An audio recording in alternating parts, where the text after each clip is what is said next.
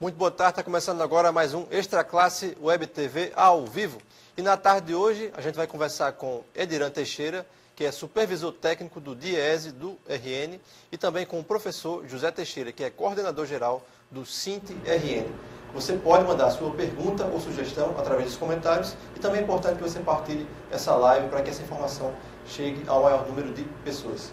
Boa tarde, Adriano. Boa tarde, telespectadores. Estamos aqui para esclarecer situações do Estado do Rio Grande do Norte, por exemplo, no caso do orçamento, no caso da parte específica da educação, e fazer os comentários que forem necessários para deixar todo mundo esclarecido. Isso, obrigado por ter vindo e boa tarde, Zé.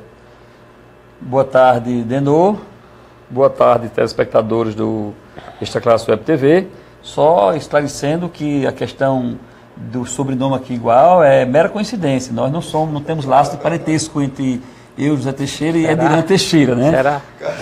Mas quero saudar... A cor é a mesma. Caso surja alguma pergunta sobre isso, já está esclarecendo. Quero saudar os telespectadores, né? Nesta reta final de 2017, estamos aqui para os devidos esclarecimentos, né? Aos telespectadores, particularmente a nossa categoria de trabalhadores e trabalhadoras em educação. Exatamente, Zé. E também, eu esqueci de falar no início, que nós vamos falar hoje sobre o orçamento do Estado destinado à educação do RN. E, abrir com vocês, ontem tivemos um ato, né, mais um ato, né, mesmo apesar após o Natal, próximo do final do ano, tivemos mais um ato que os servidores fizeram ontem em frente à vice-governadoria, depois em frente à governadoria, para cobrar a regularização do pagamento, né, e de exigir o pagamento de novembro, finalização, e o pagamento de dezembro e o 13º. E Zé, teve uma reunião no finzinho da tarde com a Tatiana Mendes. E aí, qual foi o resultado dessa reunião? Todo mundo ansioso aí para saber se o pagamento de novembro vai ser complementado, dezembro vai sair, 13º, e aí? Veja, na verdade o calendário divulgado pelo governo, né, ele não nos satisfaz. Isso é muito claro, ele não nos satisfaz. Até porque o 13º era para ter sido pago no dia 20 de dezembro, é o limite, né? Infelizmente, os nossos companheiros aposentados e aposentadas e servidores de outras secretarias que não é educação dativa, né?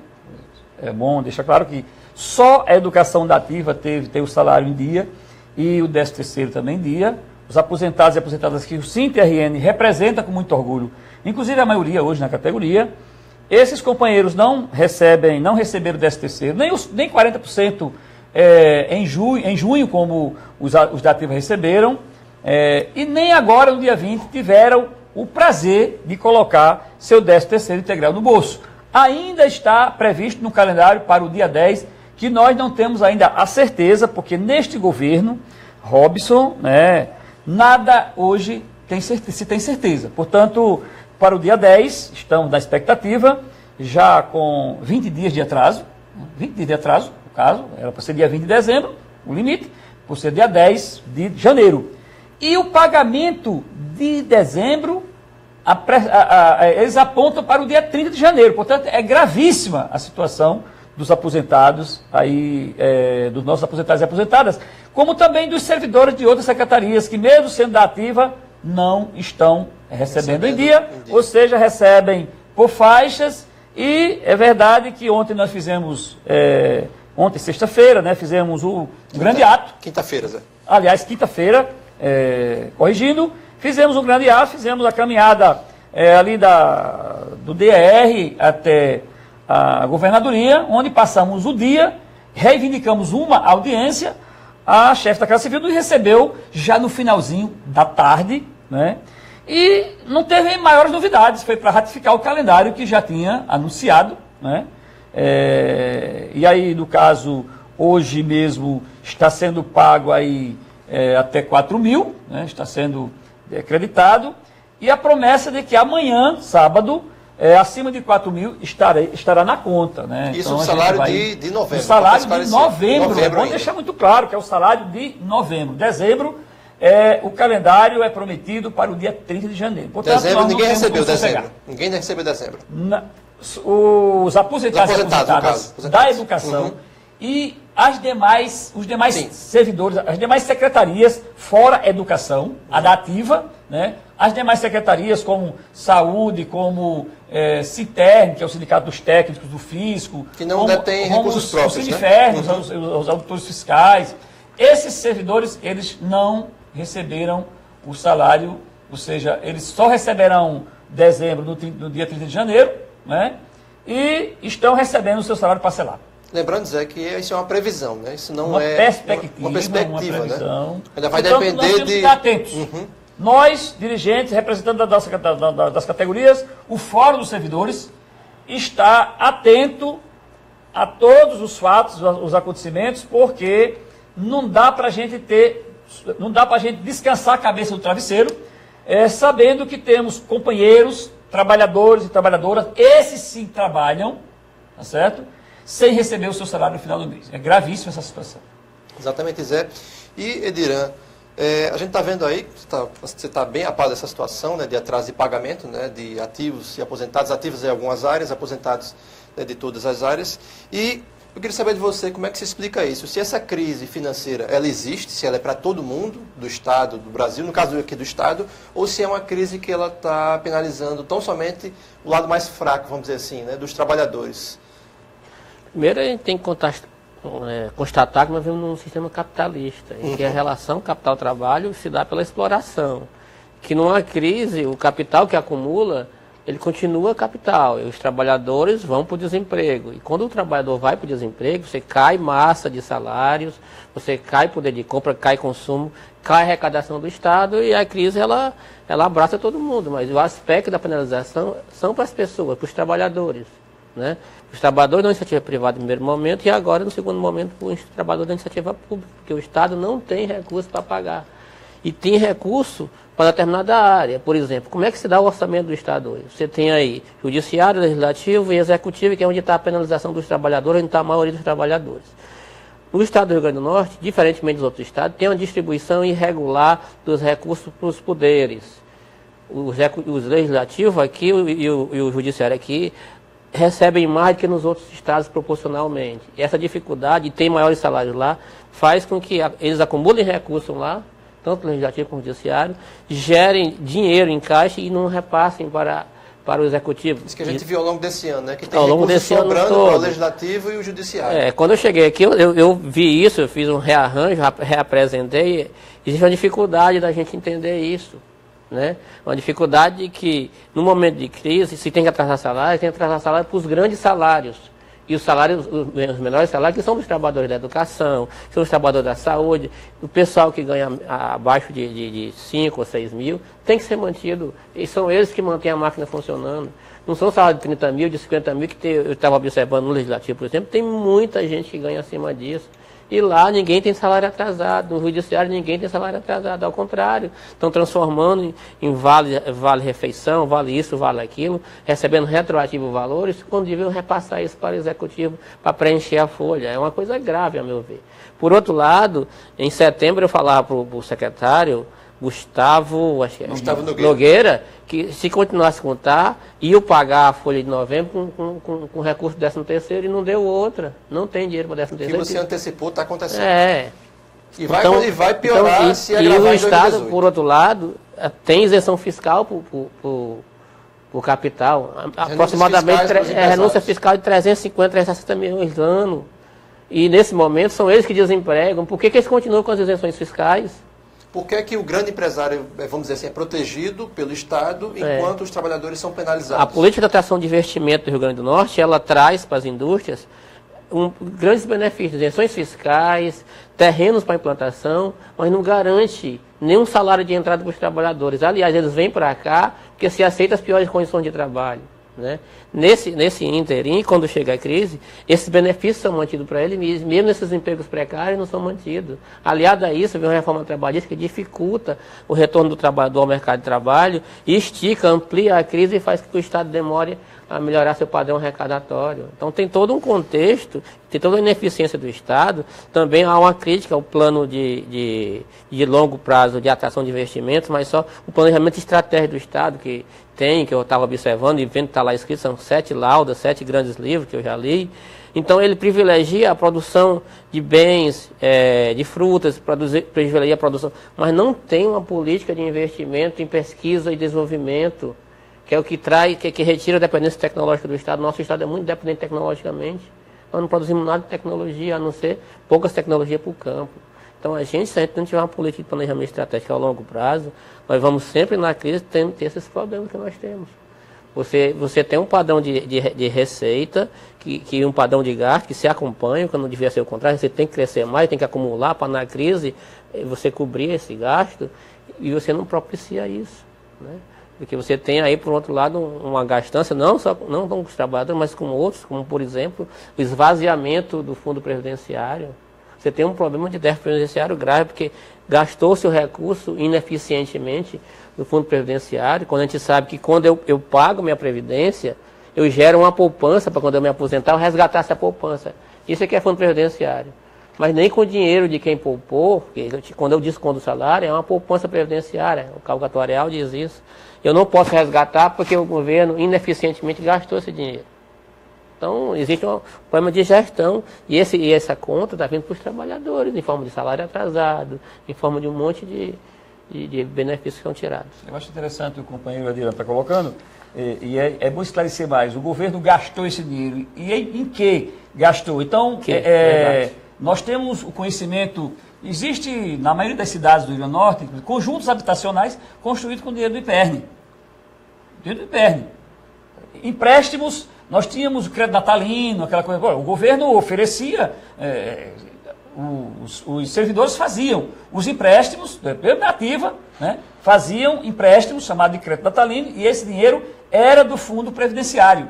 Ou seja, o dinheiro do fundo previdenciário do IPERN não foi usado agora apenas para pagar o salário dos aposentados, agora quando entrou em crise não. O dinheiro ele foi usado de forma indevida, ineficiente, como o companheiro está colocando, historicamente. Tá certo? Então, quer dizer, hoje os aposentados estão pagando, quem vão pagar a conta. Por isso que nós resistimos em não pagar a conta, porque a conta não foi gerada por nós. O desperdício, os desvios, os aposentados não tinham domínio sobre os recursos que estavam lá nas contas bancárias para desviar o dinheiro, não.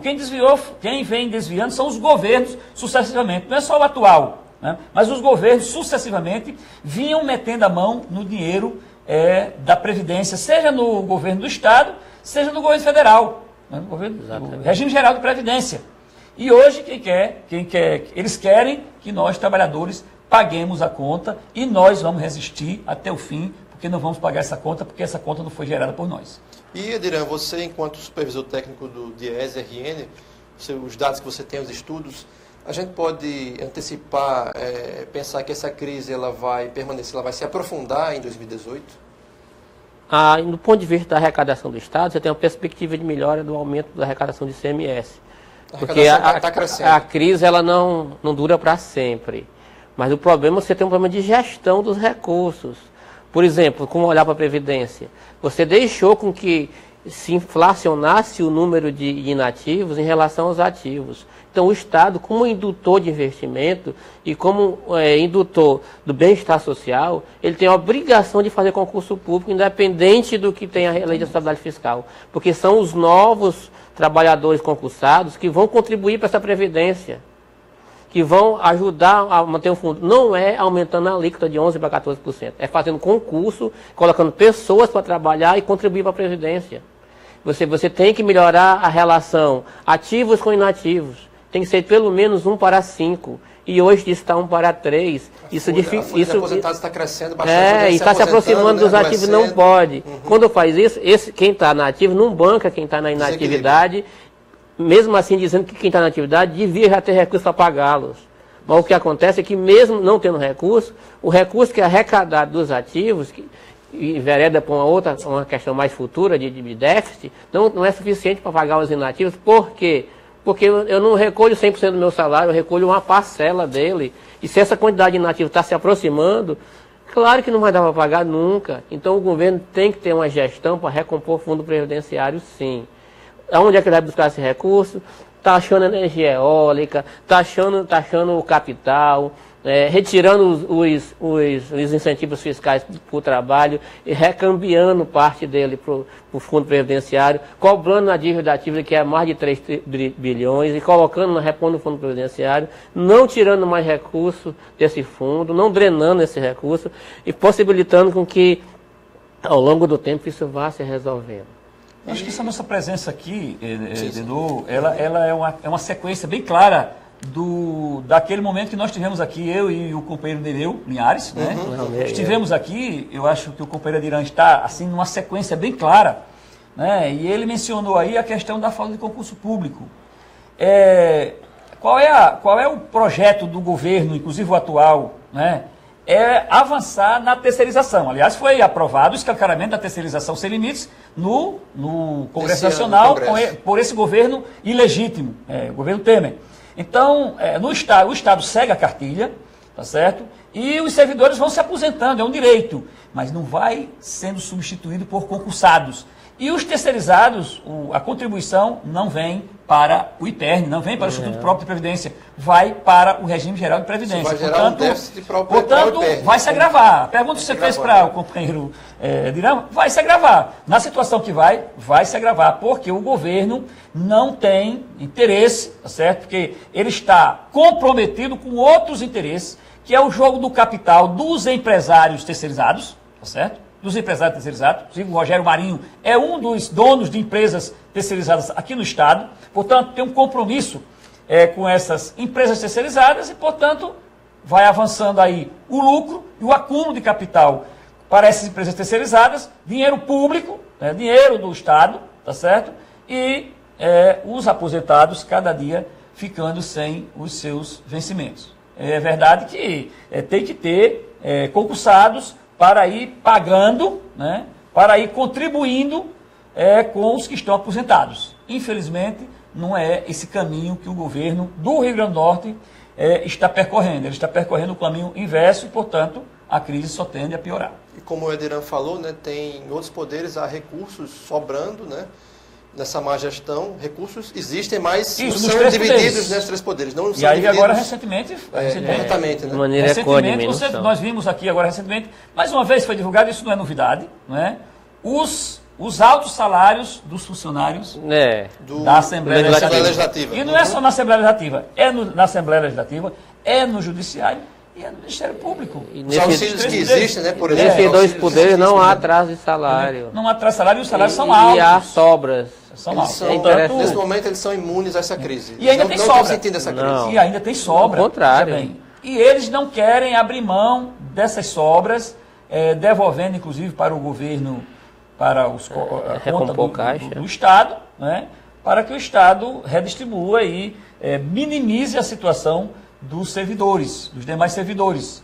Eles não fazem isso, pelo contrário, eles inventam, criam despesas, né, inclusive com a conivência do próprio governo do Estado, né, criam despesas para gastar o dinheiro lá internamente em cada poder. E o governo não faz esse enfrentamento, como você falou há pouco, não faz esse enfrentamento. Não faz, tem o rabo preso, né, e aí a gente fica nessa grave situação. Inclusive, é bom falar que tem muita gente desses poderes que estão dentro do Poder Executivo em cargos, né? Com certeza. É bom que você diga, porque se ele não está lá no cargo do Judiciário, mas está exercendo alguma atividade no cargo dentro do Executivo, certamente ele está defendendo os interesses do Legislativo ou do Judiciário lá dentro, e não há nenhum interesse, assim, há um corporativismo de poderes que chega a ser assim, estranho, porque essa negligência do ponto de vista do orçamento, do ponto de vista do que é a eficiência do orçamento, do que é manter o Estado regularmente funcionando, né, traz uma responsabilidade sim para esses 2 outros poderes, que não assumem essa responsabilidade de ver o Estado com problema na área de saúde, de ver a segurança jogada às baratas, como nós estamos agora, né, por falta de salário e não por falta de dinheiro. Uhum. O dinheiro existe, como você está falando, mas não é destinado para eles. Pelo menos para minimizar. Para minimizar o problema. A gente vai encerrar o ano, né, Dirã e Zé, aí com a saúde em greve e a segurança em greve também, porque é um direito, né? Não sei nem se é tão em greve assim. A segurança está em greve porque não tem condição de trabalhar. Coletes vencidos, viaturas as viaturas totalmente sucateadas, ou seja, a sociedade está entregue aí. Armamento também, né? A bandidagem, deixando muito claro que se nós vivemos numa situação de total insegurança, o bandidagem tomou conta de tudo, isso é uma construção histórica, sociológica, né? Eu tenho, na minha concepção, as pessoas não nasceram para serem bandidas. Como está assim permeado de tanta insegurança, né, nesse estado e nesse país, mas as pessoas não nasceram para serem bandidas. Somos nós, sociedade, pelas relações estabelecidas, pelo modelo de relação estabelecida que formamos aí os bandidos, ou seja, não tem ninguém inocente. É consequência por uma série de coisas, né? De uma série de coisas. Relações entre, como o companheiro Adirã já colocou aqui, as relações entre capital e trabalho, elas nem sempre são humanas, mas em algumas sociedades, em alguns países inclusive, elas são menos desumanas.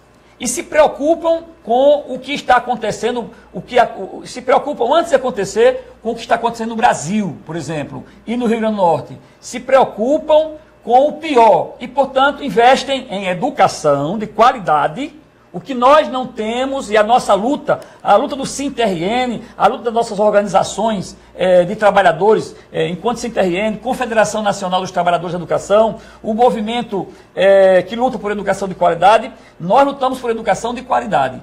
As construções que nós temos feito ultimamente, como Plano Nacional de Educação, como o Fundeb, como o Piso, tem sido no caminho, no rumo de uma educação de qualidade. O problema é que agora nós estamos de marcha ré, porque com o golpe, congelamento dos gastos, com o golpe aconteceu, o segundo golpe que aconteceu nesse país foi justamente a emenda 95, nós não podemos deixar de repetir isso em todos os momentos.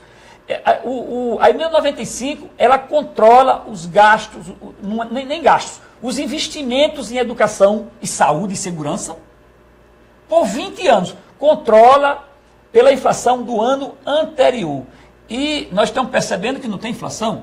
A inflação vai chegar próximo de zero, vai chegar em deflação. Estou ouvindo, inclusive, os veículos mencionando que alguns produtos estão tendo deflação. Portanto, o orçamento dos anos seguintes não terão correção, porque não vai ter inflação. Se não vai ter inflação, o orçamento do ano seguinte, mas como se não bastasse o orçamento do Estado do Rio Grande do Norte para 2018, vocês sabem, parece que tem em torno de 70 milhões a menos do que 2017. Era 200 e poucos milhões. Inclusive a educação. Inclusive a educação.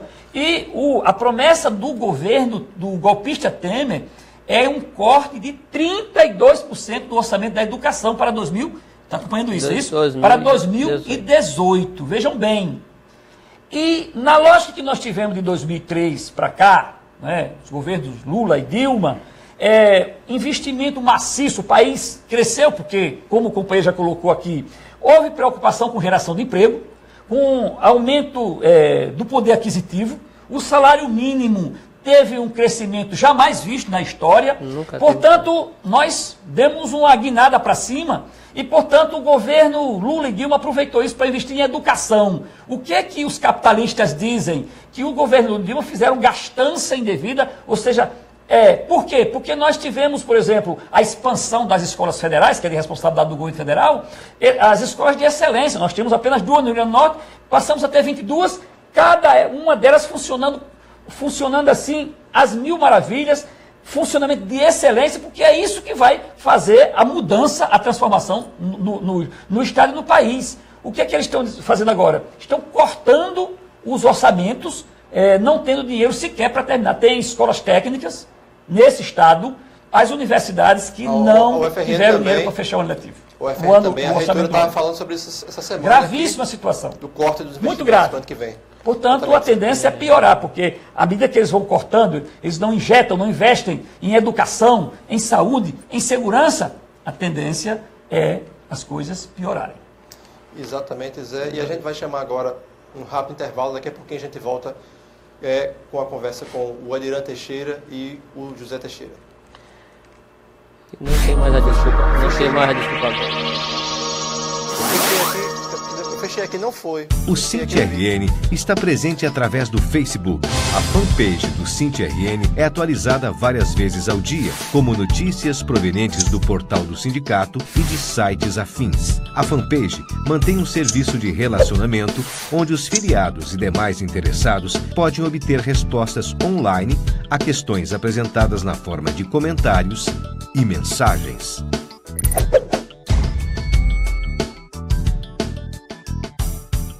O SINT-RN está presente através do jornal. O jornal Extra Classe é usado para aprofundar as notícias específicas da luta, analisando-as e expressando opiniões que ajudem na formação da consciência de luta da categoria e preparando-a para os embates. As matérias e artigos dão subsídios à luta, com argumentos fundamentados em dados e fatos.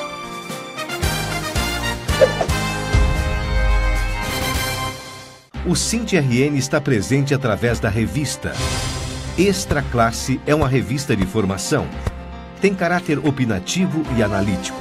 Expressa as ideias do sindicato na defesa dos trabalhadores em educação, enquanto integrantes da classe trabalhadora. Tem como propósito maior o combate à manipulação política e tenta alienar a classe trabalhadora.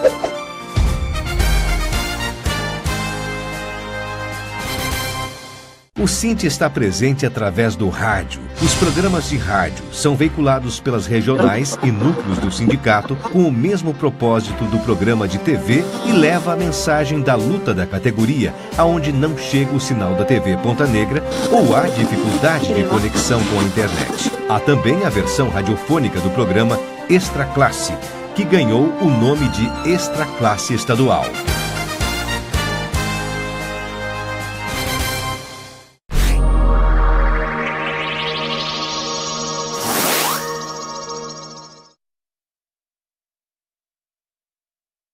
A gente está conversando hoje, na tarde de hoje, 29 de dezembro de 2017, com o coordenador-geral do SINT-RN, o professor José Teixeira, e com Ediran Teixeira, que é supervisor técnico do DIESE, e DIESE-RN. Lembrando que os dois não são parentes, né, Ediran e Zé? Apesar da coincidência do sobrenome. E você pode mandar a sua pergunta ou sugestão através dos comentários do Facebook. É importante também partilhar essa live para que essa informação chegue a um número maior de pessoas, que é um tema tão importante. E, Ediran, a gente tem aí reforma trabalhista, que foi aprovada ao longo desse ano, né, uma retrospectiva bem complicada, né, de retirada de direitos, ampliação da terceirização e a reforma da Previdência que eles querem, não conseguiram, mas querem aprovar no ano que vem. E eu quero lhe perguntar se isso, de fato, veio para garantir a manutenção dos empregos e ampliação dos empregos, ou está surtindo um efeito contrário? Na década de 80, quando nós tínhamos uma crise grave, em que a gente se trocava garantia de emprego por não ter reajuste, isso voltou agora, porque lá começou a retirar de direitos naquela época. Então você vê com o governo Collor, você instituiu a livre negociação, acabou as políticas salariais, depois com a chegada do governo popular, Lula e Dilma, isso acabou, né? Você tem uma mudança do que é a política de renda, por exemplo, com os ganhos reais de salário mínimo, e com o golpe, a retomada do capital, nessa questão das reformas que eles chamam lá. Então a reforma primeiro veio com a terceirização, a lei da terceirização. Começa a precarizar, com o terceirizado ele ganha menos do que tem a contratação direta. Depois da reforma trabalhista, ele também traz a questão da regularização da precarização.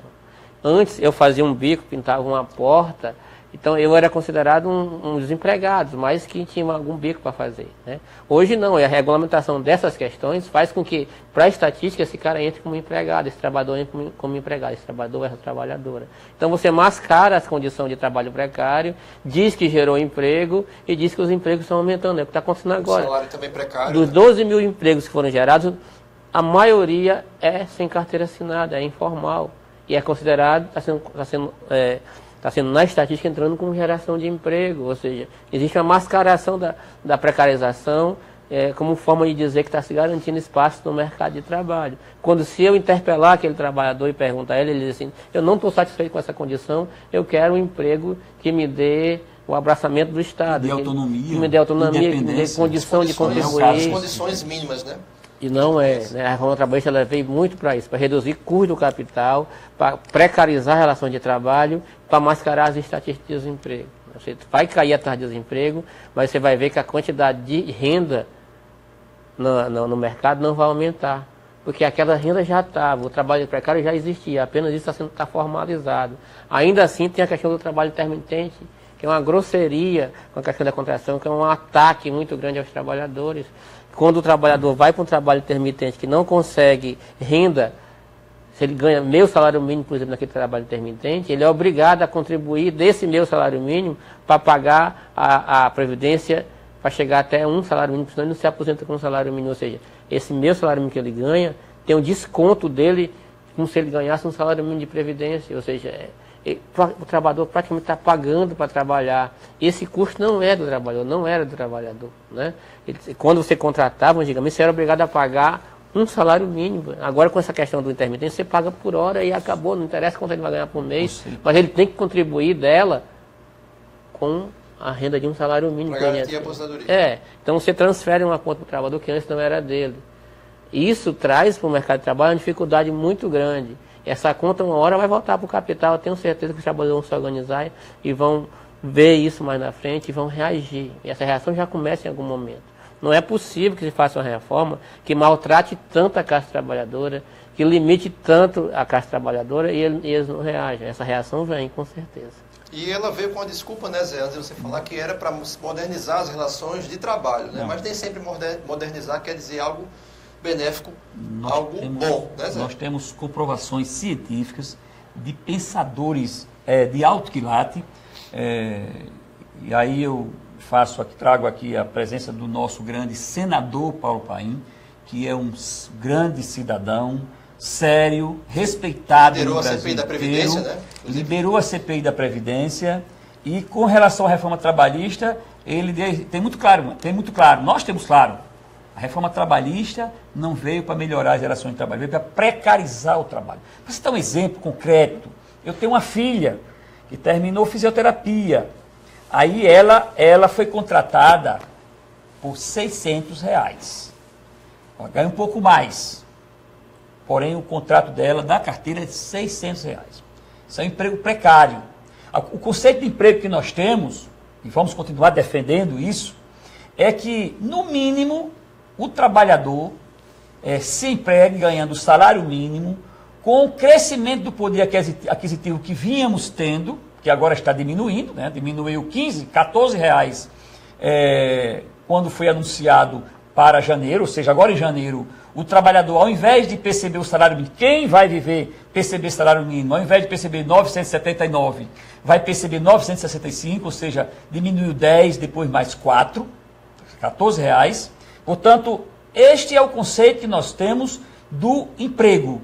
É que, no mínimo, o trabalhador ganhe salário mínimo pelas 40 horas, 44 horas trabalhadas, e não é o caso do que vai acontecer agora. Ou seja, a juventude trabalhadora, se arranjar um biscate, porque vai ser biscate, não vai ser emprego mais, ele vai viver constantemente dependendo, digamos assim, da família, dos pais. Digamos que esse jovem e a jovem pretende constituir uma família, e é um direito. Agora, duvido que esse jovem, com essa renda precária, ele consiga financiar uma moradia popular, numa instituição financeira, na Caixa, no banco, qualquer banco. Ele não vai conseguir. Ou seja, ele vai sempre depender, digamos assim, da renda dos pais, porque o que ele está sendo, os empregos que eles estão arranjando agora, não vão dar autonomia para esses jovens que vão entrar no mercado de trabalho a partir das horas intermitentes. Tem Atacadão, como o Pedro já falou aqui, oferecendo o mês de trabalho por 540. O Dias acabou de sair com um estudo que confirma tudo que o... Se acontecer alguma coisa com esse jovem, que ele se torne válido ou pelo menos periodicamente dependente do regime geral de previdência, ele vai perceber os 540. Porque se ele quiser ter a renda de 900, do salário mínimo, ele percebe, ele foi contratado por 540, hora intermitente, aí ele vai, para completar o salário mínimo, ele vai ter que pagar a complementação ao INSS. Porque a empresa só vai pagar referente a 540.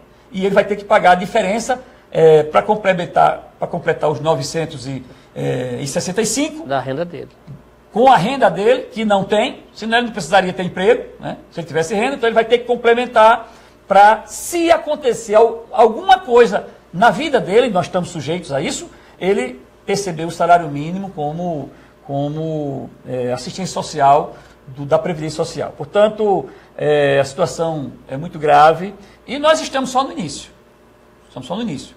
Porque o companheiro Edira colocou, o capital ele inventa a crise é inventada pelo próprio capitalista, né? Quando ele está vislumbrando que o lucro dele vai diminuir, porque nunca acaba, né? Aí ele inventa a crise. E a crise do capital, essa crise que nós estamos vivendo hoje, né, digamos assim, ela não foi inventada no Brasil, nos Estados Unidos, no centro financeiro do capital. Mas por que a crise do capital, a crise financeira foi gerada no centro financeiro do capital, lá nos Estados Unidos, Wall Street, né?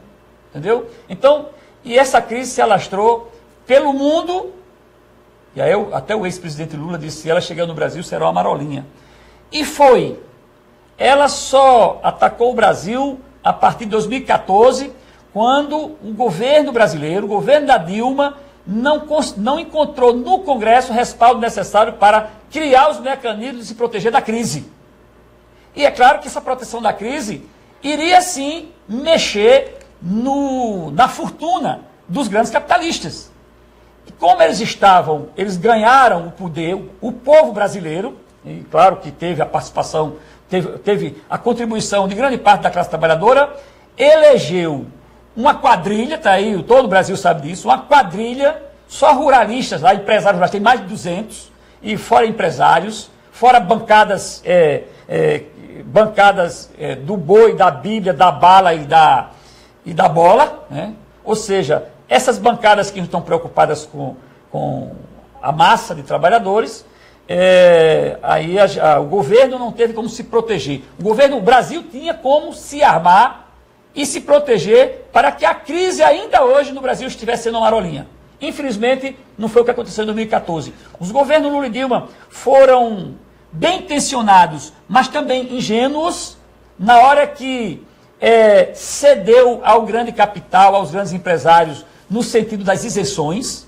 Todo mundo reconhece isso, e eles reconhecem que foi um erro, e os capitalistas acumularam esse dinheiro e compraram as eleições de 2014. Portanto, eles não reinvestiram o lucro que tiveram com a isenção da folha de pagamento, né, com a questão da isenção da folha de pagamento, IPI, ICMS, linha branca. O governo, aliás, eu não conheço nenhum capitalista que tenha acumulado riqueza que não seja dinheiro público, que não seja dinheiro... somente aqui no Brasil. No Brasil, que não seja dinheiro dos bancos públicos. Isso, dos Estados Unidos também. Veja a crise da transição de Bush para Obama. O que foi que os camaradas fizeram na crise lá de Wall Street? Foram para Brasília atrás de dinheiro público e arranjaram. Ou para Brasília, para Washington, né, a capital dos Estados Unidos, atrás de dinheiro público e arranjaram, e conseguiram dinheiro. E no Brasil, nenhum capitalista acumula riqueza que não seja com benesses do próprio governo, dinheiro público.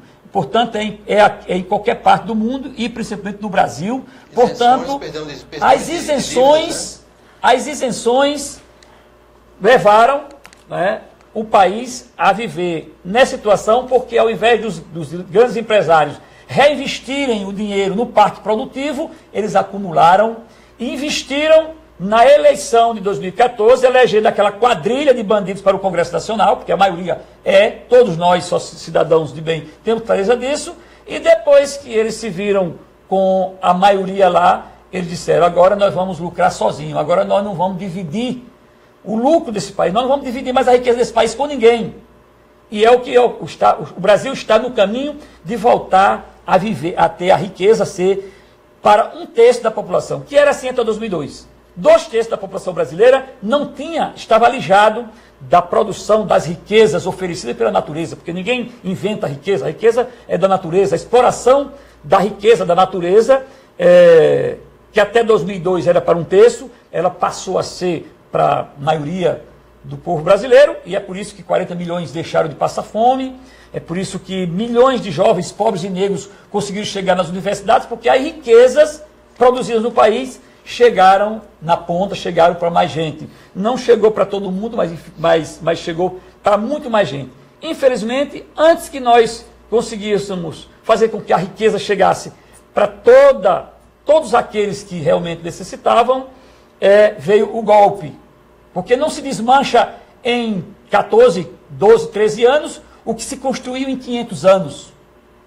Em 502 anos. Não se consegue. Então, enquanto nós estávamos no caminho, e eu acho que nós demos um giro de 190 graus nesse país, infelizmente agora o Brasil volta ao mapa da fome.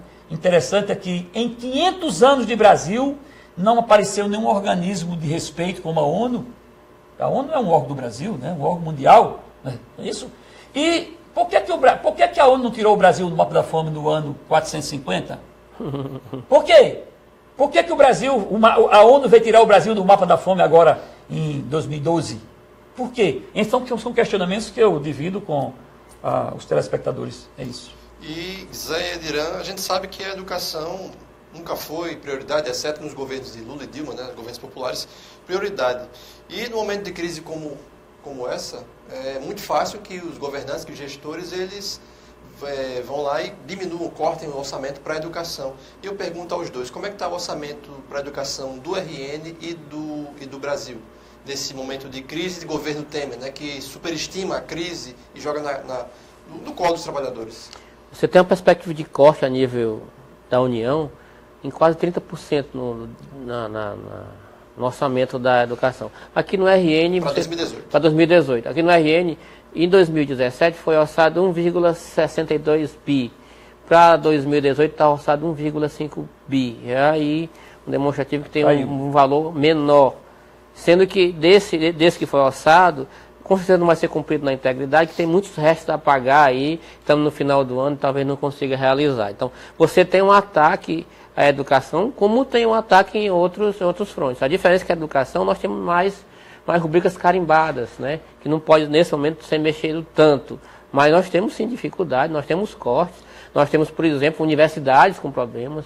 Todo mundo sabe que a educação para o pobre é a educação pública de qualidade inferior, e a educação para o rico é a educação de nível superior de qualidade boa. Portanto, o pobre não tem educação suficiente para conseguir ingressar nos bancos da faculdade. Isso é dito, isso é errado. Isso mudou no governo Lula, com as cotas, com a construção com a interiorização das universidades, com a construção dos institutos federais.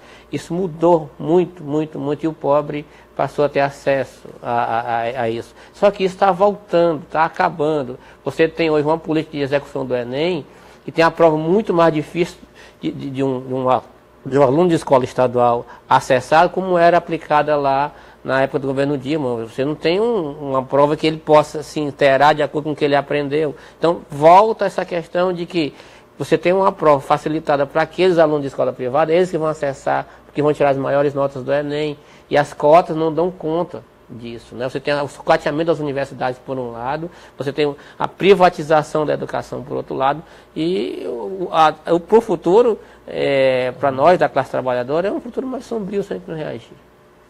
E o impacto aqui no Estado, sem dúvida, a educação do Estado é muito forte, né, Zé? Com a gente tem as escolas sucateadas, né? A gente tem a desvalorização dos trabalhadores, né? Com a dívida que os governos têm, que o governo municipal, estadual tem, falando do Estado, né? E como é que vai ser 2018, Zé? Foi um ano bem difícil para a educação em 2017 e 2018.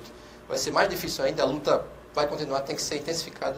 Eu venho fazendo esse questionamento comigo mesmo e perante a minha categoria, né? A sociedade onde a gente tem dialogado, porque se nós estamos terminando o ano com a crise que nós estamos terminando, né? Na educação, aposentados, servidores de modo geral, não recebendo os seus vencimentos. Servidores brigando pelo perfeitamente. Se humilhando, né, para receber o salário. Né? É uma coisa básica. E o orçamento, como o companheiro já mencionou aqui, é menor. Para onde que vem? De 2000 para 2018. Os problemas aumentam. Aumenta a população, aumenta a quantidade de jovens e estudantes no ensino, na educação, nas escolas. Ou seja, nós temos a maioria, as quase 600 e um pouco mais de 600 escolas estaduais que nós temos no Rio Grande do Norte, completamente sucateadas. Pouquíssimas delas estão... nenhuma tem a qualidade, digamos assim, do Instituto Federal. Nenhuma. A Secretaria, inclusive, admitiu isso, né? Admite constantemente quando nós estamos sentados com ela. Mesmo os centros de educação profissional, né? Mesmo sendo educação profissional, são escolas com são estruturas físicas boas, porém, até hoje não apareceram os recursos para equipar, para estruturar. Não tem climatização, não tem mobiliários, ou seja, e a maioria dessas escolas absorveram o ensino em tempo integral, mas os problemas aconteceram durante todo o ano. Todo ano. E vão continuar em 2018. Ou seja, não é dessa forma que nós defendemos a escola de tempo integral. Aliás, o professor João Molevade editou um livro que diz Educação de Tempo Integral, mas para todos, e com qualidade. Nós defendemos a escola de tempo integral de acordo com o nosso Plano Nacional de Educação e os planos estaduais de educação. E para isso nós colocamos as rubricas. Porque o que mais demorou o Plano Nacional de Educação ser aprovado no Congresso Nacional foi justamente de onde sairiam os recursos para financiar a educação brasileira, uma vez que estava aprovado por todos os institutos de pesquisa, todas as pesquisas, que nós tínhamos que ter 10% do PIB investido em educação até 2024, para poder dar um salto, para poder tirar a educação desse marasmo que nós estamos vivendo. E aí, o Congresso Nacional não sabia. Mas como nós tínhamos descoberto essa grande riqueza, é claro que aí foi fruto de investimento em ciência e tecnologia, coisa que agora vai fechar. O Ministério da Ciência e Tecnologia vai fechar, porque não é do interesse do imperialismo estadunidense ter um ministério em países de terceiro mundo, ou seja, crescendo, sendo investido. Portanto, o Ministério da Ciência e Tecnologia, que até 2002... era um quintal dos Estados Unidos, vai voltar a ser esse quintal dos Estados Unidos, porque eles não têm interesse que o Brasil, por exemplo, desenvolva tecnologia. Então o Brasil foi o país que descobriu o pré-sal em águas profundas. E essa riqueza lá no fundo do mar fez com que se criasse um fundo, né? Do governo Lula, se criou um fundo, e desse fundo 50% foi garantido para investir em educação pública, né? Da básica a superior, e aí nós tínhamos 50% para investir em educação, como também dos 50%, 75% para educação e 25% para a saúde, e como também os poços de petróleo, mesmo descobertos em terra, de dezembro de 2012 para cá. Portanto, tudo isso já foi entregue ao capital estadunidense. Essa riqueza já foi entregue. O Brasil, o governo brasileiro, a Petrobras não tem mais esse controle. Controle este que a Finlândia e a Noruega nunca abriram mão. É estatal essa riqueza produzida, o ouro negro produzido lá. Por isso que lá nós temos a melhor educação do mundo, a melhor saúde, ou seja, todas as áreas sociais. O professor lá, o salário dele é igual ao salário do ministro de Estado. Lá na Noruega, na Finlândia, mesmo na Dinamarca, e no Brasil, ou seja, isso foi mais um golpe que nós tivemos, porque a emenda 95 foi um golpe, a reforma do ensino médio foi outro golpe, companheiro, outro golpe, oficializaram o ensino para pobre e o ensino para rico, tá certo? No Brasil, com a reforma do ensino médio. E para acabar de fechar o cerco, a Base Nacional Comum Curricular. Eles fizeram a Base Nacional Comum Curricular justamente de acordo com o modelo que o MEC hoje defende e está estruturado, que volta aquele acordo do MEC com os Estados Unidos. Na ditadura militar era MEC-Usaid, está lembrado disso, né? MEC-Usaid. O Brasil executava todas as políticas orientadas pelo Ministério da Educação dos Estados Unidos, agora volta. Quem comanda o MEC hoje é o Banco Mundial, quem comanda são as fundações Natura, inclusive aqui no Rio Grande do Norte, Natura, Bradesco, Anhanguera, aliás, o cargo mais importante dentro do MEC, o dono da Anhanguera, que inclusive aqui dos estados de Pernambuco, indicado pelo golpista Mendoncinha, hoje é quem manda. Ou seja, representação dos trabalhadores, da educação básica, pública, não tem mais, porque nós tínhamos um nome no Conselho Nacional de Educação, mas eles sabem a importância de ter alguém do movimento dos trabalhadores, da educação, da Confederação Nacional, dentro do Conselho Nacional de Educação. Eles cuidaram de revogar a legislação e não tem mais nenhum representante da nossa confederação no Conselho Nacional de Educação.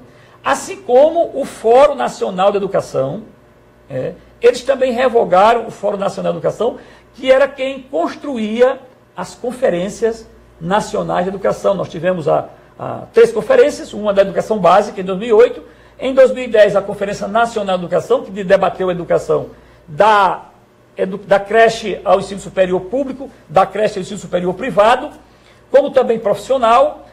Tudo isso foi estraçalhado. E hoje quem manda no MEC são os Estados Unidos, o Banco Mundial, e são as fundações que são, tipo a Ayrton Senna, que são comandadas pelos grandes bancos desse país. Portanto, nós não podemos esperar, nessa lógica, nenhuma melhoria para a educação pública básica, que possibilitou, até 2014, que tantos jovens trabalhadores, falou aqui da interiorização do ensino superior.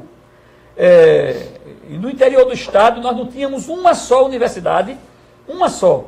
Só se formava quem viesse para Natal, e você imagina o filho de trabalhador se formar na capital, lá do Alto Oeste, lá de Marizal, lá de Alexandria. Então, com a interiorização, com a transformação da UFERSA, da ESAM em Universidade Federal, você chega hoje, tem um camp lá em Caraúbas, eu já passei lá em frente hoje de manhã, tem outro aqui em Angicos, e tem outro em Pau dos Ferros, além de ter o ERN também em Pau dos Ferros. Ou seja, foi um avanço extraordinário, por isso que eu digo que nós demos um giro de 190 graus nesse país, inclusive no Rio Grande do Norte. Infelizmente, nós estamos ameaçados de ter tudo isso, inclusive fechar as portas desses campos que avançaram pelo interior do estado, e os filhos dos trabalhadores perderam a oportunidade de fazer um curso superior, e aí só ter direito ao curso superior filhos de papai, de deputados, de senadores, de empresários que vêm para Natal, porque essa é a lógica.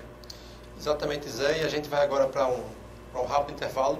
Daqui a pouquinho a gente volta para fazer a leitura junto com o Ediran e com o Zé Teixeira dos comentários que vocês enviaram e continuam nos enviando. Até daqui a pouco.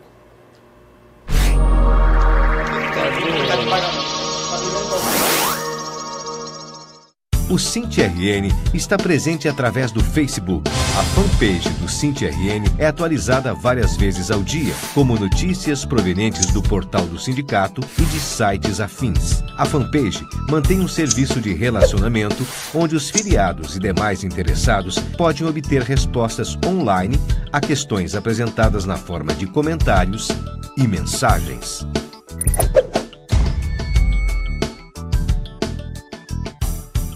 O SINT-RN está presente através do jornal.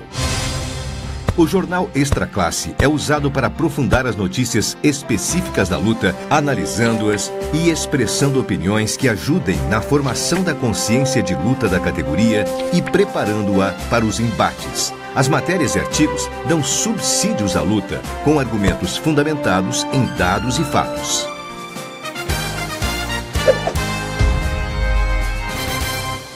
O SINT-RN está presente através da revista. Extra Classe é uma revista de formação. Tem caráter opinativo e analítico. Expressa as ideias do sindicato na defesa dos trabalhadores em educação, enquanto integrantes da classe trabalhadora. Tem como propósito maior o combate à manipulação política e tenta alienar a classe trabalhadora.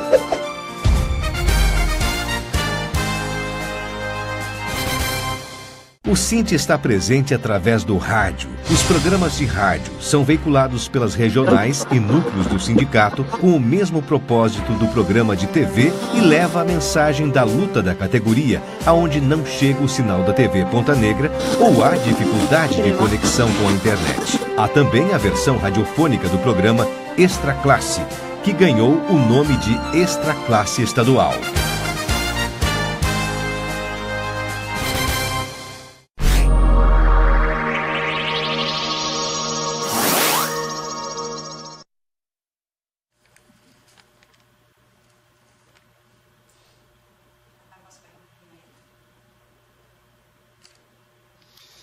Estamos de volta com a Extra Classe Web TV ao vivo. A gente está aqui conversando hoje com o Ediran Teixeira, que é supervisor técnico do DIESE RN, e também com o professor José Teixeira, que é coordenador geral do Sint RN. Agora a gente, como eu falei, no finzinho do bloco passado, a gente vai fazer a leitura dos comentários, né, Zé Ediran? Vamos ver aqui, o pessoal está conversando com a gente. Vamos lá. Temos aqui a companheira, grande colega, trabalho amiga, Ziane Dulce, que diz o seguinte: 2 Teixeiras guerreiros.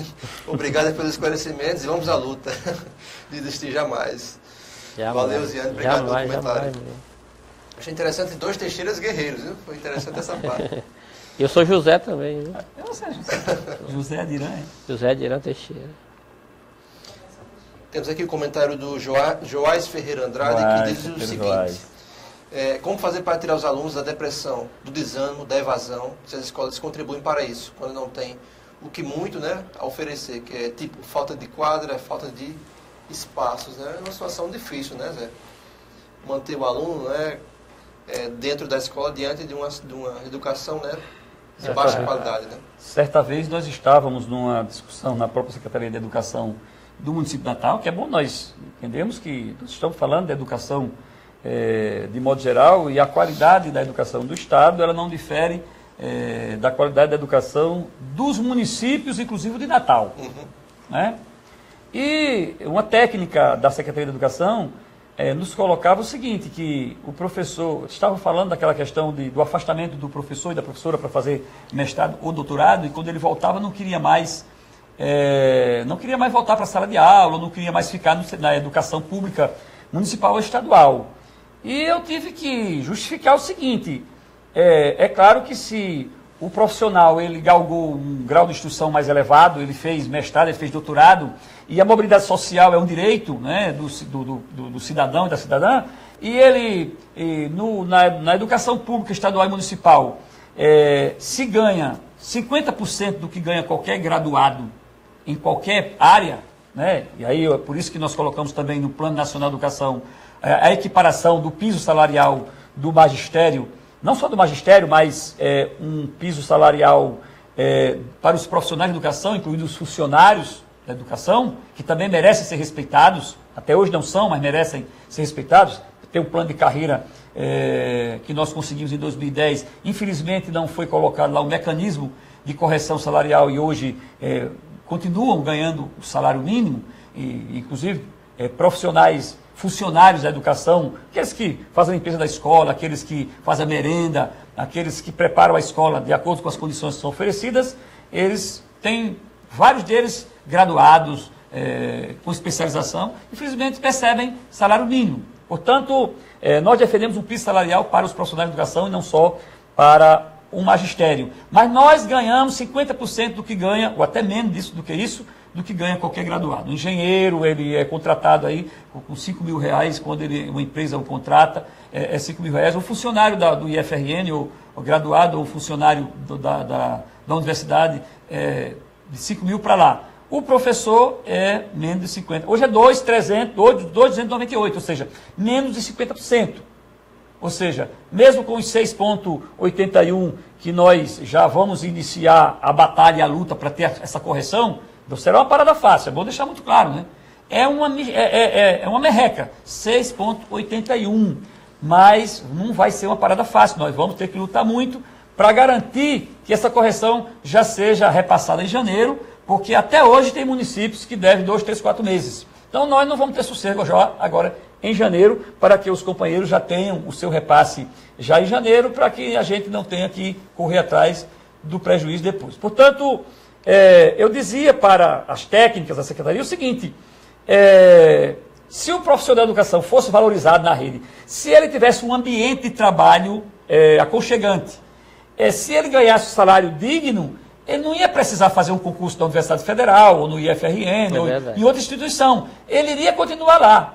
Como ele ganha 50% do que vai ganhar no Instituto Federal ou na Universidade Federal, ele certamente vai fazer um concurso e vai deixar a rede. Prejuízo para a rede pública municipal e estadual, que os melhores, aqueles que se esforçam e fazem um mestrado, um doutorado e assim por diante, eles vão embora.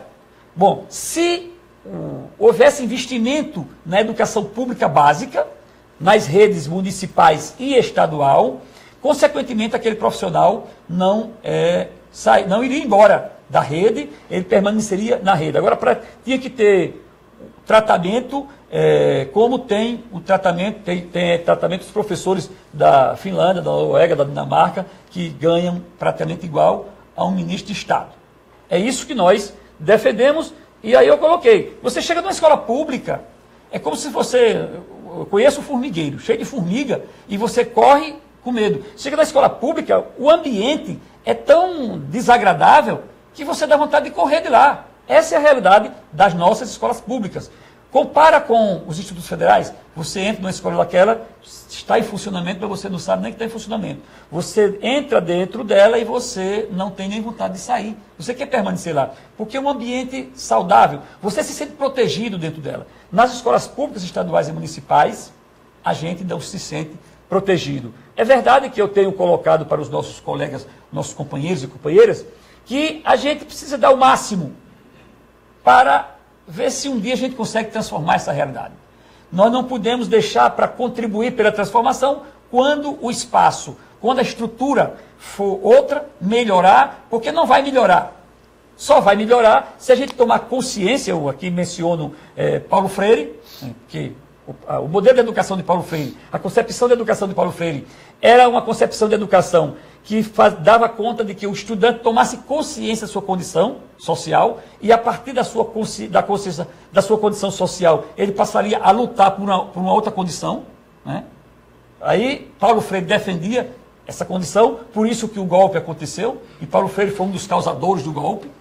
Paulo Freire foi um dos causadores do golpe. Por quê? Porque ele defendia uma concepção de educação onde o estudante, o pobre, o trabalhador, as massas, tomassem consciência da sua condição social. Porque se você não tomar consciência da sua condição social, você não vai lutar por outra. Então, o modelo de educação que Paulo Freire defendeu e que já iria ser absorvido pelo Estado brasileiro, no governo de João Goulart, já no ano seguinte, 64, 65, os militares não concordaram, porque inclusive lá em Angico eles vieram lá e Paulo Freire fez toda aquela explanação e eles disseram depois assim, o Castelo Branco disse, isso você não acha que está alimentando cobra para nos morder? Quem disse isso foi Marco Guerra, que ainda hoje é vivo, e assistiu tudo isso. Então, se Paulo Freire, se a concepção freiriana tivesse prevalecido, nós não teríamos hoje um só analfabeto no Nordeste e no Brasil. Nós não teríamos as estruturas físicas que nós temos hoje. Nós teríamos outra realidade, o Brasil e o Nordeste eram outro Nordeste e outro Brasil. Portanto, nós estamos dispostos, sempre temos lutado por esse modelo, por essa educação que nós sonhamos, pela educação que queremos, e vamos entrar em 2018 com essa mesma utopia, e enquanto houver um fio de cabelo se movendo em nossa cabeça, essa é a minha concepção, é para lutarmos pela transformação do mundo, e aqui no Rio Grande do Norte nós estamos com essa missão, enquanto SINT-RN, o SINT-RN é esse instrumento de luta, e nós vamos continuar lutando até enquanto a gente tiver energia por uma educação pública de qualidade, gratuita e laica para os filhos da classe trabalhadora. Exatamente, Zé. Temos aqui o comentário o Idenildo Melo diz o seguinte: Teixeira, como é que está a luta pelo piso de nós professores para o próximo ano? Mas eu acho que o Zé já respondeu isso, né, no comentário. Já respondi, né? Será uma correção de 6,81 e que nós vamos correr para que a correção aconteça nos primeiros meses do ano. Isso, como acontece todos os anos. Temos aqui o comentário da Regiane Miranda que diz o seguinte: verdade, as escolas estão sucateadas, e ela manda outro comentário dizendo que o seguinte: essa lei foi muito mal feita. Essa correção deveria ser atrelada ao repasse de recursos. Essa correção do piso, né? O município que não paga o piso deveria ser impedido de receber os repasses federais. A nossa Confederação Nacional, é bom responder para ela, a nossa Confederação Nacional preparou um projeto, esse projeto inclusive está engavetado, não passa no Congresso Nacional, mas preparou um projeto justamente para punir os prefeitos prefeitos e governadores que não repassassem o piso, né, a correção do piso no mês de janeiro, aqueles que não cumprissem ser punidos. Infelizmente, não passa, né? Não passa. É um projeto, mas que não passa. Temos aqui o comentário do Márcio Melo, que diz o seguinte: auditoria já, e eu creio que ele está se referindo à auditoria da Previdência, né, geral.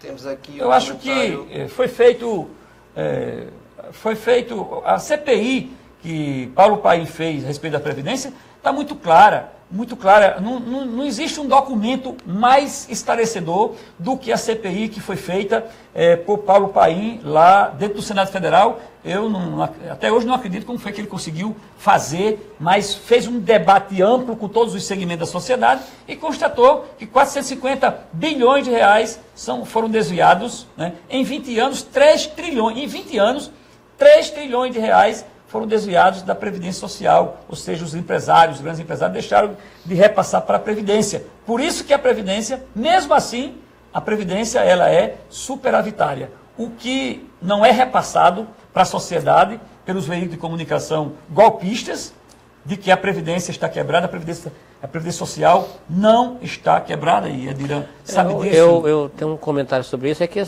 por um lado, os trabalhadores sempre fizeram a parte deles. Os trabalhadores contribuem regularmente para a Previdência. Acontece que o capital não faz a parte dele.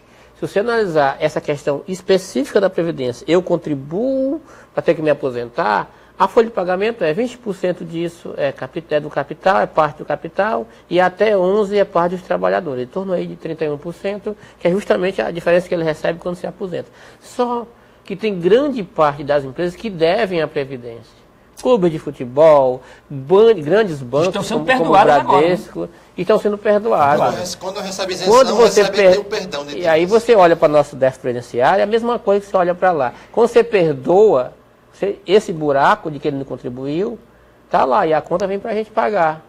Por outro lado, a Previdência não é só a contribuição dos trabalhadores e das empresas, é todo um conjunto de impostos, de COFINS, e aí grande parte deles estão indo para a desvinculação da Receita da União. Isso. Você tira daqui para repor em outro lugar, que não é a Previdência, e também causa um desgaste nessa relação de Previdência e pagamento de benefícios, porque a Previdência não é só pagamento de benefícios, é toda uma instituição que cuida de auxílio-doença, que cuida dos repasses para a Previdência associativa. Então você tem aí essas duas vertentes. De um lado, você tira recursos para a desvinculação da Receita da União, por outro lado, você perdoa as empresas e repassa toda a conta para os trabalhadores. Exatamente, Edirã. Temos aqui o comentário da diretora de organização do SINT-RN, a professora Simonete Almeida, que diz o seguinte: parabéns pela exposição, Zé Teixeira e Edirã. E ela manda outro comentário dizendo o seguinte: é verdade, as escolas estão super depredadas, em péssimas condições. Ela se referindo à nossa fala aqui a gente falando, né, Zé, de que essas escolas, inclusive que a secretaria reconhece de que as escolas estão em péssimas condições.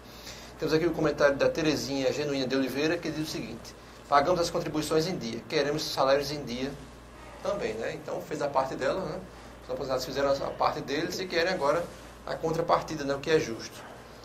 Temos aqui o comentário da diretora do SINT, a professora Jussiana Mirna, que diz o seguinte: parabéns a Edirã e a Teixeira pelas intervenções qualificadas. E obrigado, Jussiana, pelo comentário, e aquele abraço para a Jussiana, né? Temos aqui o comentário da Gorete Nobre, que diz que é um absurdo mesmo, um absurdo, né? Esse estado de coisas, né, Gorete, que a gente está enfrentando. Temos aqui o comentário da Gorete da Costa, que diz o seguinte: isso chama-se chantagem. O presidente só libera o dinheiro para o RN se o governo garantir votos aprovados. Mas essa ainda, viu? Que absurdo. Muito grave, realmente. Aí assim, a gente precisa urgentemente de uma reforma tributária, porque os estados, os municípios são muito dependentes da União. A União vai muito bem, obrigado. Agora, os municípios e os estados estão sucateados. Mas é nos municípios, nos estados, que se arrecada ICMS, que se arrecada IPI, que se arrecada imposto de renda, não é na União. Mas a União se apropria de tudo isso e repassa isso de maneira desigual torna os estados totalmente dependentes. Totalmente dependentes. Tem que existir uma reforma tributária que dê mais autonomia aos estados e municípios do ponto de vista recordatório e não torne, principalmente esse município, tão dependente de repasses federais, de transferências federais, como está sendo agora. As transferências federais estão minguando para os estados e para os municípios, e os municípios estão de pires na mão, e o governo tem caixa para repassar. A prova disso é que ele tem os 600 milhões para repassar e não repassa porque não quer para o Rio Grande do Norte. Porque quer que passe as reformas que o governo federal quer, que o capital quer. Então, a reforma da Previdência condiciona. A principal condição é o aumento da alíquota. Então, essa questão da retirada de direitos. Exatamente. A questão da dependência poderia ser resolvida com a reforma tributária, em que desse mais autonomia para os estados e municípios, não repassar tanto e ter autonomia para gastar aquilo que arrecada da forma como a gerência e a eficiência do orçamento permite.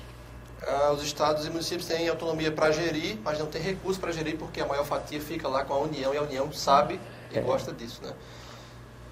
Temos aqui outro comentário da Juciana Mirna, que diz o seguinte: Adirã e Zé Teixeira, como é que a reforma da Previdência proposta pelo capital gerará emprego? Mas eu acho que a gente já falou disso, né? No segundo bloco, acho que a gente contemplou esse comentário, né? Não vai gerar, não precisa gera deixar muito claro para a sociedade, para a população, que é uma enrolação, uma enganação, esse discurso não vai gerar mais emprego. A lógica do capital é exército e reserva, é ter fila de desempregados. É tão fato que hoje, como nós temos 12 milhões de desempregados, 12, 13 milhões de desempregados, ninguém está lutando por melhoria salarial. A gente está lutando para não perder o emprego.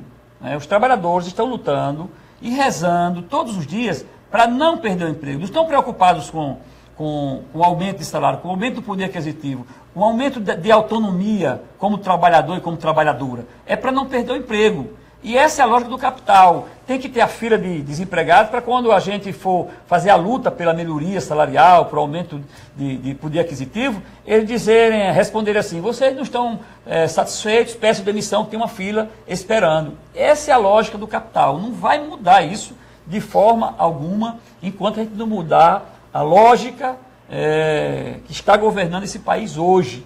E nós temos a oportunidade que em 2018, né, claro que nós estamos fazendo isso todo dia, mas em 2018 a gente precisa equiparar mais os parlamentos desse país. Tanto seja as assembleias legislativas, como o Congresso Nacional.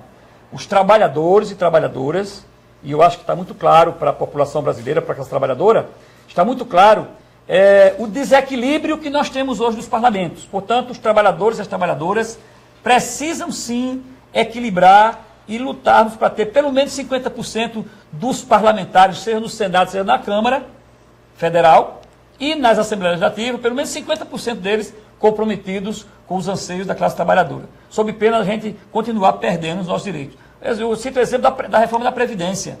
Nós conseguimos, com muito esforço, barrar, ou seja, que o governo Temer não tem os 308 votos que são necessários para passar a reforma da Previdência. Foi uma luta nossa, não foi porque eles são bonzinhos. Eles tiveram medo da nossa mobilização. Tiveram medo, portanto não tem os 308 votos. Esperamos que eles não tenham em fevereiro, agora de 2018, já que está marcado, dia 19 de fevereiro já está marcado uma nova votação. E nós vamos chamar a greve geral. Espero que a sociedade atenda os nossos anseios, nossa convocação, e vamos para a rua.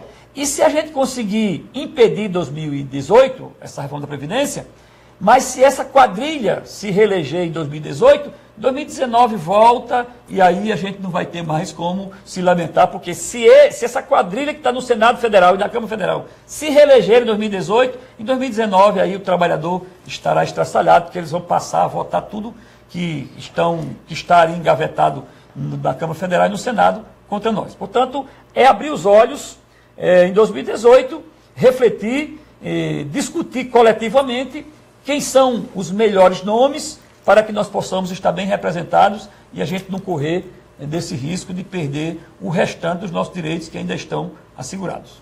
E, Zé, como você falou, né, momento de renovar o Congresso, tem que também lembrar de não votar, né, não reeleger quem votou, né, na reforma trabalhista, na terceirização, e quem vai votar na reforma da Previdência, né, daqui da bancada federal, né, tanto dos deputados quanto os senadores. Lembrar disso, né, que os sindicatos, os sindicatos sempre apontam quem são os nomes, né, quem traiu o povo, né, os interesses da classe trabalhadora.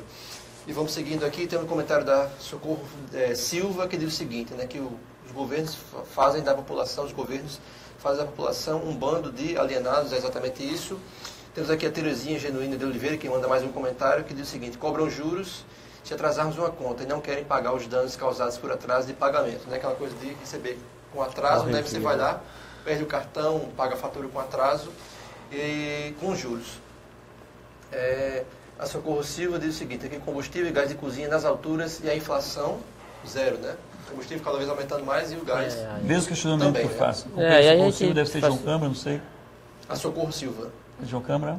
Não, aqui ela não diz de onde que ela é, mas ela manda esse comentário para a gente agradece o comentário, Socorro. Temos aqui o comentário da Nadir Tavares, que diz o seguinte: bom seria se os professores recebessem esses retroativos dos prejuízos que esses governantes nos deram, né? Com esses atrasos de salários. Nós sempre entramos na justiça, e vamos entrar na justiça com esses atrasos que estão acontecendo agora, mas nós temos uma ação, e infelizmente a justiça também não cumpre a sua parte, porque a ação de Geraldo Melo foi justamente por atraso de pagamento nos governos do próprio Geraldo Melo e de José Agripino Maia, em 91, 80, 99, 91, 90 e 91. 87 a isso, 90. Mas os atrasos foram justamente nesses 2 anos, 90 e 91. Sim, 90 e 91. Tá certo? Uhum. Fomos à justiça, já temos aí em torno de 30 anos aguardando, poucas pessoas receberam essa ação, e é lamentável, né, que a justiça não cumpra a sua parte. Nós vamos à justiça, como a companheira já colocou aí, a gente paga juro imediato por tudo que atrasa. O nosso pagamento atrasa, o governo não paga, nós vamos à justiça e leva 20, 30 anos para a gente poder receber os juros pelo atraso. É lamentável. Exatamente, Zé.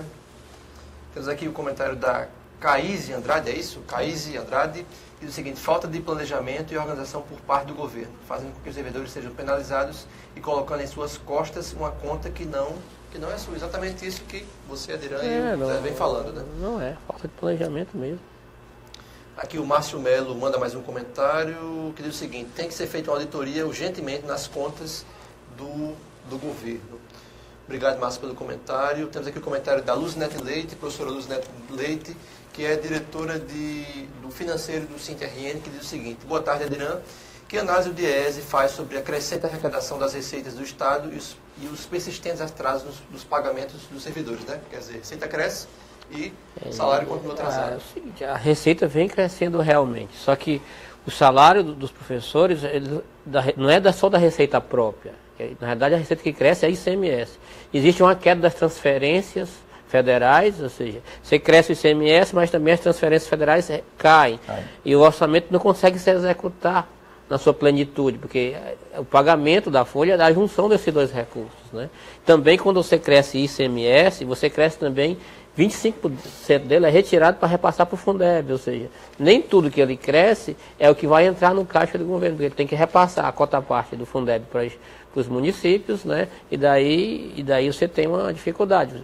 Para você crescer, você tem que crescer muito mais além do que você precisa. E aí tem uma limitação.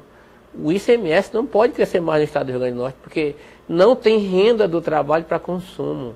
O ICMS, ele tributa consumo. Se os trabalhadores estão desempregados, se a renda familiar diminuiu, o limite disso é o gasto total da renda da família com consumo. Isso já está acontecendo. Portanto, não tem condição do ICMS crescer se não houver o investimento privado em geração de emprego, se não houver investimento do Estado em obras públicas que possam gerar emprego, que possam alavancar a economia. Há que haver a retomada dos empregos de qualidade, não dos empregos precários, porque esses já existem e não contribuem em nada, não aumentam em nada. Só para fazer número para o governo. Para fazer número para o governo. Os empregos formais têm que retomar com urgência, o investimento privado tem que retomar com urgência, não tem mais a desculpa da taxa de juros alta para investir, então o capital produtivo vai ter que se movimentar e o governo do Estado é a mola propulsora disso. Exatamente, Adiran, e vamos seguindo aqui. Nos últimos comentários temos mais um comentário da Terezinha Genuína de Oliveira, que diz o seguinte: nós, aposentados, pagamos tudo em dia, não podemos pagar uma crise que não fomos nós que geramos. Como vamos receber esses danos causados pelos maus governantes? Queremos nossos salários em dia e com reajuste dos danos perdidos, ou seja, o retroativo que o Zé falou e está o recado, apesar das férias, a luta do fórum, do SINT, né, continua, a prova disso foi ontem o ato e vai continuar para que esse desrespeito ele tenha fim, né, que o governo tenha prioridade com os trabalhadores. Vamos lá seguindo os últimos comentários, vamos seguindo. Temos aqui a Aldamira Maria, que diz o seguinte: grave mesmo a situação, exatamente isso. Aldamira, obrigado pelo comentário. Temos aqui o professor Leopoldo Nunes, que é diretor de comunicação do SINT, junto com o Miguel Salucci, que diz o seguinte: valeu. Lá em Almina Afonso, ele está acompanhando. Isso, ele falou aqui, estamos acompanhando aqui de Almina Afonso. Vamos, Zé e Denor. E diz: valeu, Zé Teixeira, Idenor e a Rocha, Zé. Foi isso que ele disse aqui para a gente. Temos aqui mais um comentário da diretora do Sint, Jussiana Mirna, professora Jussiana Mirna, que diz o seguinte: grave a situação dos aposentados do RN, um absurdo. E diz também aqui, parabéns a Teixeira. Né? E é isso, os comentários aqui encerrados, a gente vai encerrando essa live, a última do ano. A gente agradece demais a participação do Zé Teixeira, mais uma vez aqui com a gente, e do Ediran Teixeira, que não são parentes, é importante esclarecer isso. E Zé Ediran, que veio diretamente de Fortaleza, daqui a pouquinho vai voltar para lá para curtir o ano novo. Né? E vamos lá deixar uma mensagem, né, Ediran e Zé, de final de ano, né, para os trabalhadores. Quem é que começa? Acho que eu começo, né? Acho que assim, a crise, ela tem um limite. Nós vamos passar pela crise, mas os trabalhadores precisam reagir a ela. Reagir inicialmente politicamente, elegendo realmente quem os representa, e 2018 é o ano para eles fazer isso. Por outro lado, os trabalhadores têm que se negar, não aceitar as condições precárias de trabalho. Né?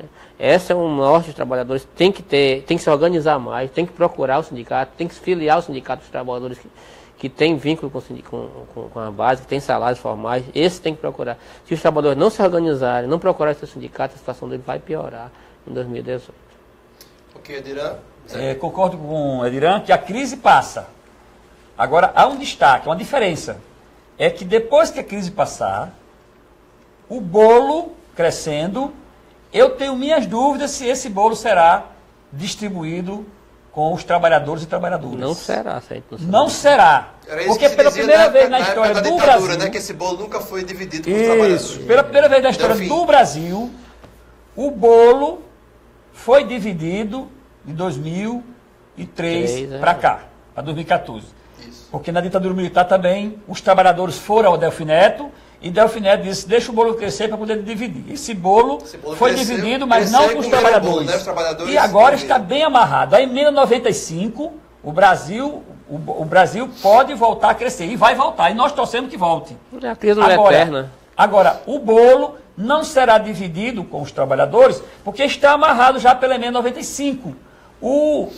Toda e qualquer correção estará condicionada à inflação do ano anterior. Como não tem mais inflação, então os trabalhadores não terão nenhum ganho, e isso estar errado, né? Esperamos estar errado. Derrubar a emenda. E só a nossa luta, o nosso enfrentamento, só a nossa luta, inclusive no campo político, vai fazer essa modificação, porque nós queremos sim revogar essa emenda 95. Nós queremos sim revogar a reforma trabalhista. E nós não vamos permitir que a reforma da Previdência seja aprovada. Eu sempre disse aos trabalhadores e trabalhadoras, aos nossos colegas, nossos companheiros e companheiras, reformas sempre acontecerão. E reforma é para melhorar, não é para piorar. As reformas que têm acontecido agora é para piorar, portanto não são reformas. E eu sempre disse, uma reforma da Previdência num governo de direita é 1000 vezes mais dolorosa do que num governo do campo popular e democrático. Eu sempre disse isso. Para finalizar, eu quero desejar um feliz ano novo para todos os telespectadores, particularmente para os nossos colegas trabalhadores e trabalhadoras em educação. Quero desejar um feliz ano novo para os meus colegas dirigentes do Sint-RN, nas pessoas da grande companheira Fátima Cardoso, né? Do grande companheiro Rômulo Arnaud. Eu quero desejar um feliz ano novo, né, para todos os demais dirigentes do Sint-RN. Estamos energizados neste Natal e vamos nos energizar nesse ano novo para enfrentarmos o ano de 2018 e pedimos a união dos companheiros e companheiras, porque com união a gente vai sair vitorioso. A gente vai vencer os desafios em 2018. Jussiana, que está aqui nos acompanhando, um grande abraço e feliz ano novo para todos e todas que nos assistem nesse momento. Ok, Ediran, obrigado por ter vindo, obrigado, Zé Teixeira. E 2018 vai ser um ano difícil, mas um ano de oportunidade. De luta. Né? De luta e de oportunidade para melhorar e reverter as coisas. E a gente vai encerrando essa transmissão, né, a última transmissão do ano, do Extra Classe Web TV ao vivo, que estreou em agosto e vai continuar em 2017, porque sexta-feira, às 15 horas, vamos estar aqui de novo no Facebook do Sint-RN com mais um Extra Classe Web TV ao vivo. E sempre lembrando, caso você queira continuar ligado na luta do Sint-RN, você tem o site, o Facebook, o Twitter, o Instagram e o canal no YouTube. E também domingo, às 8h45, devido ao horário de verão, tem o Extra Classe TV com a apresentação do Leuton Lima. E eu quero desejar a todos e a todas um feliz ano novo, de muita paz, de muita esperança, de muita luta também, resistência para a luta, e em especial aos trabalhadores e às trabalhadoras em educação. E é isso, obrigado pela paciência, pela audiência nesse 2017. Até sexta-feira que vem. Tchau. Valeu, foi ótimo. O SINT-RN está presente através do Facebook. A fanpage do SINT-RN é atualizada várias vezes ao dia, como notícias provenientes do portal do sindicato e de sites afins. A fanpage mantém um serviço de relacionamento onde os filiados e demais interessados podem obter respostas online a questões apresentadas na forma de comentários e mensagens.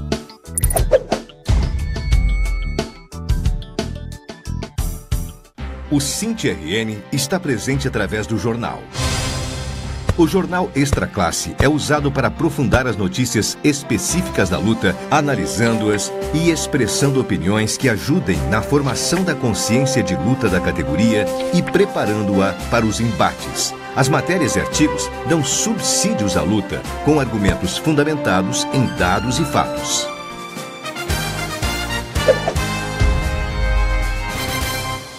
O SINT-RN está presente através da revista. Extra Classe é uma revista de formação. Tem caráter opinativo e analítico. Expressa as ideias do sindicato na defesa dos trabalhadores em educação, enquanto integrantes da classe trabalhadora. Tem como propósito maior o combate à manipulação política e tenta alienar a classe trabalhadora.